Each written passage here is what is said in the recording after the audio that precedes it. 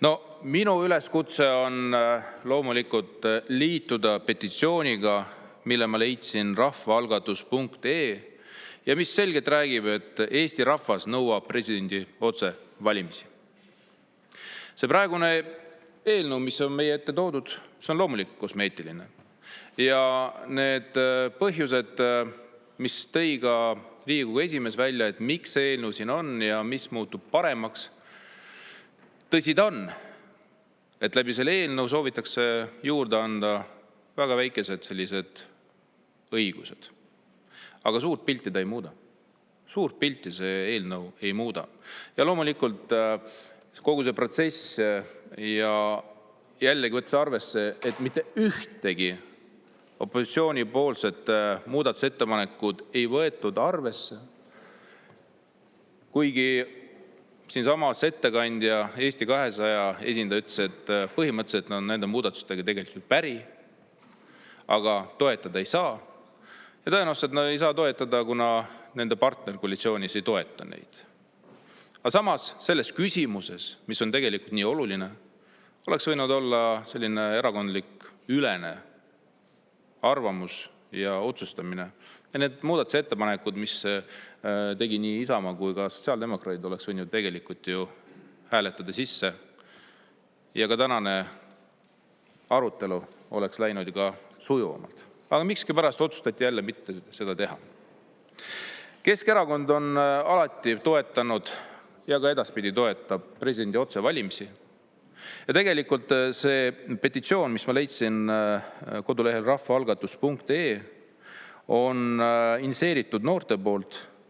Ja ma tahaks nende mõtted teile ette lugeda, et mis selles petitsioonis on, mida nõutakse ja mis on need alused.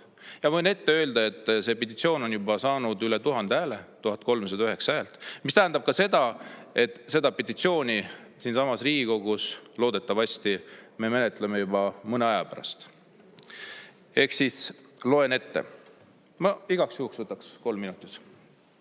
3 minutit lisaks.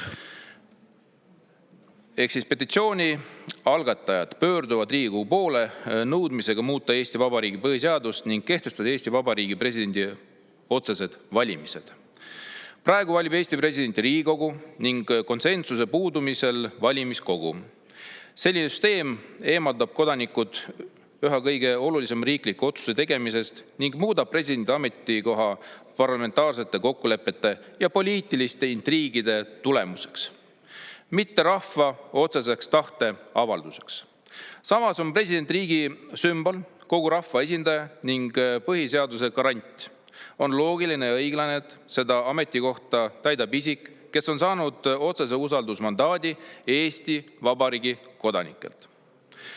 Avaliku arvamuse küsitluse kohaselt usaldab Eestis praegust presidenti Alar Karist ligikaudu 70% elanikest. Samal ajal on usaldus valitsuse Riigikogu vastu oluliselt madalam, alla 40%. Sellest hoolimata on suure tõenäosusega olukord selline, kus kõrge rahva usaldusega president ei jätka teist ametiaega. Samas kui Riigikogu ja valitsus, mille usaldustase on märgatavalt madalam, jätkavad oma tegevust ilma kodanike otsese heaks kiiduta. See loob ilmse demokraatliku paradoksi. Institutsioon, mida ühiskond kõige enam usaldab, ei sõltu tegelikkuses rahva tahtest, samal ajal kui vähem usaldatud institutsioonidel säilib otsustav mõju. Kui president valitakse rahva poolt otse, oleks Alar Karisel reaalne võimalus saada rahva toetus tagasi valituks teiseks ametiajaks. Praeguse süsteemi korral määrab presidendi lõpliku valiku aga mitte rahva usaldus, vaid poliitilised kokkulepped ja intriigid. Oluline on märkida, et otseste presidendi valimiste idee pole Eestile uus. Presidendid Lennart Meri, Arnold Rüütel on seda algatust mitmel korral avalikult toetanud. Soome riik, mille poliitiline kultuur ja demokraatlikud traditsioonid on Eestile lähedased, valib oma presidendi otsestel rahvavalimistel. See mudel ei nõrgesta parlamentaarset demokraatiat, vaid vastupidi, tugevdab presidendi legitiimsust ning muudab riigipea kogu ühiskonda ühendavaks figuuriks. Soome kogemus näitab selgelt, et presidendi otsevalimised toimivad edukalt parlamentaarses vabariigis ning neid saab edukalt rakendada ka siinsamas Eestis. Ja petitsiooni algatajad nõuavad algatada põhiseadusliku muudatus, mille eesmärgiks on Eesti Vabariigi presidendi otsevalimiste kehtestamine ning tagada läbipaistev, arusaadav ja demokraatlik riigipea valimiste kord.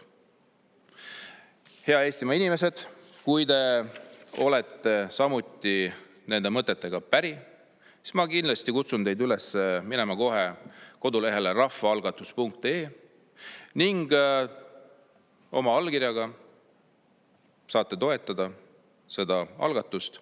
Mida rohkem on selle algatuse allkirju, seda suurema tõenäosusega võetakse seda algatust ka tõsisemalt siinsamas Riigikogus. Aitäh!